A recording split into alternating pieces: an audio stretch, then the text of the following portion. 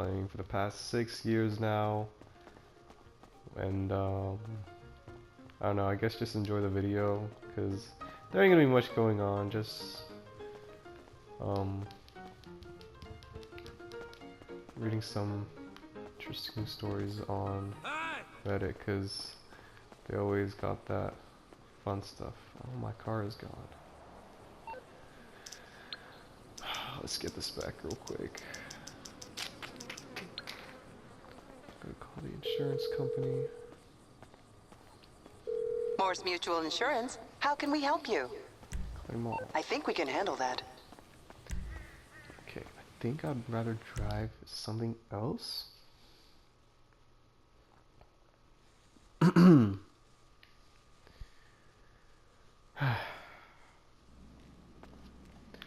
Alright, let's see here.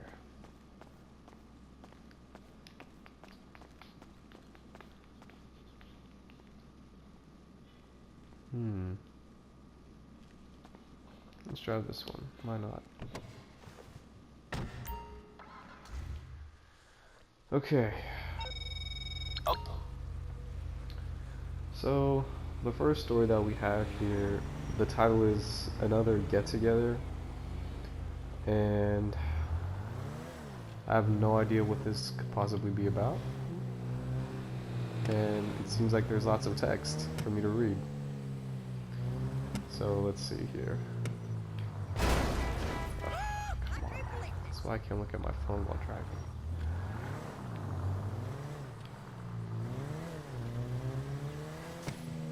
Need to find a good small topic first.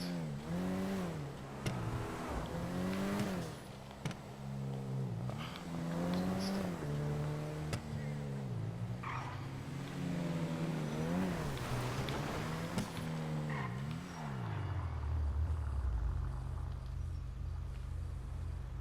Okay. I sat at a table 3 days ago with 3 other women and a guy who I could tell was blind. No, for real, he was blind.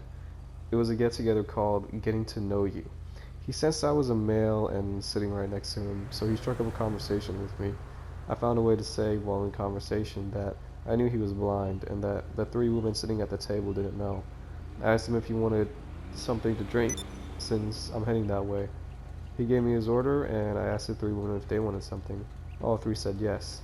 I asked one of them to come with me to help carry the drinks. While at the bar, waiting to place the orders, I introduced myself and asked her what her name was. I then said, "You know he's blind, right?" And our conversation at one point was about how the 3 of you didn't know he was blind. She asked me how I know. I said he's wearing half-tinted shades in a place where the lighting is extremely low. And when he started talking to me, he turned his chair slightly towards me, not his body. But after a while, his body started facing towards the 3 of you, so that if one of you started in on the conversation, it's easier for his body to address where the voice is coming from. I placed the orders, there's a typo, and we headed back to the table. Things got interesting. I told the woman who came with me whose drink she was holding. So many typos. I had my drink, his drink, and another woman's drink on a serving tray. I handed the woman her drink, and I placed a napkin on the table where he had his hands together and fingers tapping to the music that was playing. I placed the drink halfway on the napkin and touched his right hand. He pulled back a little and grabbed the glass and placed it on the napkin. He picked up the drink, slid the napkin dead center with his left hand, and placed the drink on the napkin. The woman who went with me to the bar said, "He said you are blind." He said, "Yes, that is correct." Then she said, "So you don't know what the 3 women at this table look like," he said. "But my friend here is about to describe each one of you to me." And I did. But first, I told him that in 1 minute, he has to tell us who he is. I told the woman that they're only allowed to say hello, "My name is," then stand up and give 2 poses. Then I described to him what I see. I let the woman know that I use AI text-to-image quite a lot, so my descriptions are in the form of a prompt. Then I had to explain what a prompt is to them, because they had never used AI before. In 2026? That is surprising. When I finished with all three, he told me I was good, really good. The descriptions he formed in his head as I described each one. After all of us talked at the table, he asked one of the women to dance. They never came back to the table. One woman left to go home, so that left me at the table with one of the remaining women. We talked and danced, and the event was over. I had mentioned that I'm not from around this area, about 120 miles away, and I had a hotel room. She drove her car and lives about 20 minutes away. 20 miles away. She offered to drive me back to my hotel and asked if she could come up to my room to change her clothes. She had a bag packed in her trunk, and she threw on some sweatpants and a jacket for a ride back. I told her she can stay as long as she wants and can leave after breakfast in the morning, which she did. Okay, interesting. So that was the whole story. This was like the first one that came up on the Reddit. And I mean, it's pretty interesting. It's just I don't really understand what the reader can take away from this. I mean, it seems like they had, or whoever posted this had a pretty casual night with a blind person and three other ladies. But I don't really see what we can take away from this. I mean, it's happy for you, man. You got to take one of the girls home, and she stayed the night. I mean, that's cool and all, man. But what can we as readers take away from that? And my answer to you is, I don't know. I have no idea. Who knows? I'd have to just find another one, because this one was just kind of one of those stories where you're not really, I guess, taking anything away. I mean, it's just like describing a scenario and something happened, but then again, this scenario in this instance isn't very, I don't know what the word is, but I hate to say this, but it's not really interesting, you know? Nothing, tension worthy, I guess you could say. But, I mean, cool little story, I guess.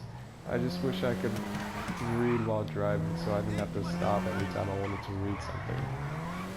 But, it's all good. I think I'm probably going to go to this little marker on the map and get this mission taken care of. I should probably do that. In the meantime, I should also find a little... Okay, here we go. This story looks a little bit more interesting.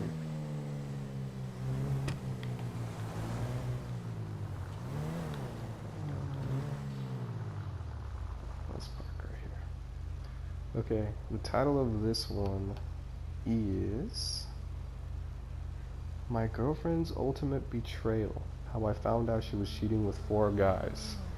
Ay. Damn, dude. That sucks. Okay, here we go. So yeah, never thought I'd be posting here, but my man, I need to get this off my chest. Been with my girl for 3 years and was legit saving for a ring and everything. Then her phone starts blowing up at 2 a.m. like every night. She's all, it's just work stuff, but like, at 2 a.m.? Come on. I know everyone says don't go through your partner's phone, but whatever I did anyway, and holy crap, my life just exploded right there. It wasn't just one dude, 4 different guys. All these separate combos with pics I never want to see again. Them planning hookups, and worst part, they were all joking about me. One was literally my best friend since we were kids. Another was her boss. Classic. Our freaking neighbor from down the hall. And that quote-unquote gay friend she was always hanging out with, who, surprise surprise, wasn't actually gay. This had been going on for like 8 months while I'm working double shifts to save for our future and stuff. When I finally confronted her, I thought she'd at least try to deny it or cry or something. Nope. She straight up laughed and was like, took you long enough to figure it out. Said I was too predictable and she was bored. My so-called best friend texted later saying it wasn't personal and these things happened. Like, WTF, man. I just grabbed my stuff that night while she went out to clear her head, which probably meant hooking up with one of them, to be honest. It's been like 2 months now. Moved to a different city, blocked all their asses, started therapy because I was messed up. Then yesterday she calls me from some random number crying about how she made a huge mistake. Oh, you can't be serious, bro. There's no way. Turns out boss dude fired her after getting what he wanted. Neighbor moved away. Her ex-friend got busted by his girlfriend, and the gay friend ghosted her once he got bored. She had the nerve to ask if we could work things out. I just laughed and hung up. Some things you can't just fix, and finding out your girlfriend's been living a whole secret life with 4 other dudes, yeah, that's definitely one of them. Oh my god, bro. That is crazy. I do want to say, you know, I'm sorry for your loss, but not as in the fact that, oh, I'm sorry that you lost your girlfriend, but I'm sorry in the fact that so much time and effort you spent, you know, all for nothing. I mean, the fact that you were working double shifts, man, that's crazy. That is crazy. I guess what we can take away from this one is that karma is a B word, you guys. Karma exists, you know? It's safe to say your girlfriend got what she deserved, man. I will never ever ever be someone that is an advocate for cheating because, in my opinion at least, and I think hopefully in your opinions as well, there is no excuse for cheating. If you don't want to be with someone, if you get bored, then just break up with them, man. It's not that hard. There's no reason to make the situation 50 billion times worse by cheating on someone. And at the end of the day, as you probably know, most cheaters end up getting what they deserve. And as we all saw over here, that's clearly what happened to this lady. Man, 3 years? And all it takes is for someone to get a little bit bored, and boom, they're gone. It's kind of messed up if you ask me, I'm not gonna lie. But I'm happy for you, man. I'm happy that you're able to move on, you know, start a new life. Well, I don't know if you started a new life or not, but you did move to a different city, so I'm happy for you. That's awesome. Come on, pick up the phone. Pick up the phone. Pick up the phone. Come on. Come on. There we go. Man. Okay. Well, probably gonna have to cut this one short right now. And let me turn this down.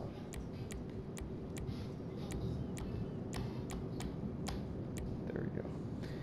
Yeah, anyways, thank you for watching the video. I know it's been 2 years since I've last posted a GTA video where it's actually me talking.